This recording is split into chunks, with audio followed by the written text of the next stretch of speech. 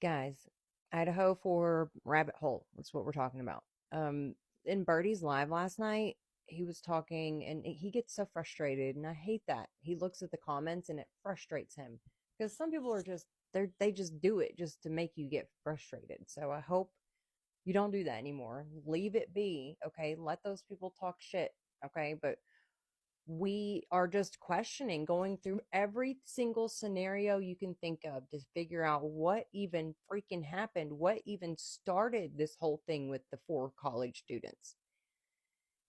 And something he said was, when they first walked in, it's in chapter 1 of The Broken Plea, okay?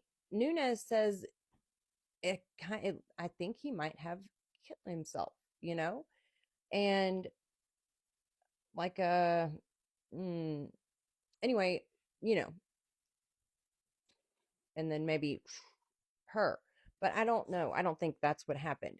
I think, and this was also said in the live last night, that possibly, we hear on the Linda Lane footage, you said it was, but it was, and what I heard, like people were yelling, Xana, Xana, like she was running off, like she was leaving, and they were like calling her back, like, no, come back, come back.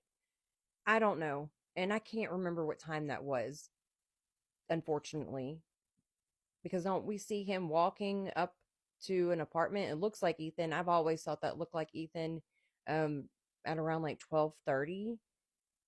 Also,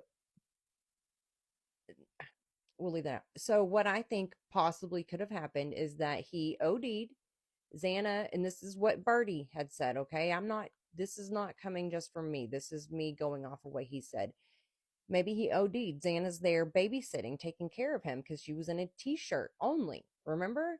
And he was undressed like they were going to bed. She's probably sitting on the ground watching TV on her phone or something, or on her TV if she had one. I don't remember. I don't think so, but possibly watching TV, eating her food. He's on the bed, she's sitting on the ground, and for whatever reason, maybe these people left and came back. Maybe they never left. Maybe they acted like they left, but they went around the corner or behind the house where they couldn't see and waited until it seemed like everyone was asleep. And then they climbed up that ladder and into Xana's room through the window and got Ethan. He was down bad anyway. He couldn't have fought back. So they got him, did some terrible things to him, and Xana is probably like, what the hell do you think you're doing? And so she jumps in and she gets hurt. She fought hard. Whose hair is in Ethan's hand too? That's wild that they did not test that. It's not Bryan's, and it's, we know that because if it was, then that would have been a big indicator right there that Bryan did it, right? So we know it's not Bryan's. So okay, whose hair is it? Whose hair is it? I keep going back to the people that are running behind the cop on Banfield.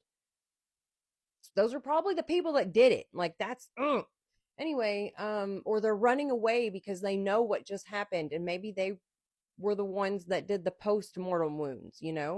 So maybe they climbed up the window, climbed up the ladder, went through the window, got Ethan, got Xana.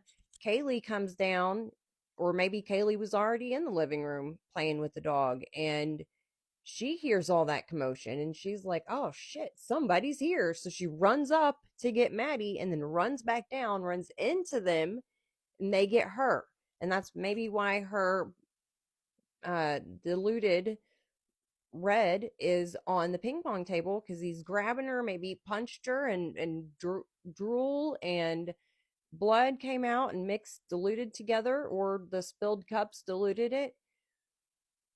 But they probably knocked her out or something, or in the head. What if it was an ice pick? Mm. Mm. Oh God, I haven't even gone that route. That's scary. Ooh, and brutal. Ooh. So they got her. Maybe Maddie comes down. She's like, what the hell's going on? And then they get Maddie, and you can't forget who Dylan is connected to, and who her boyfriend is, and who he's connected to, and who Steve G's brother is, and what he is related with.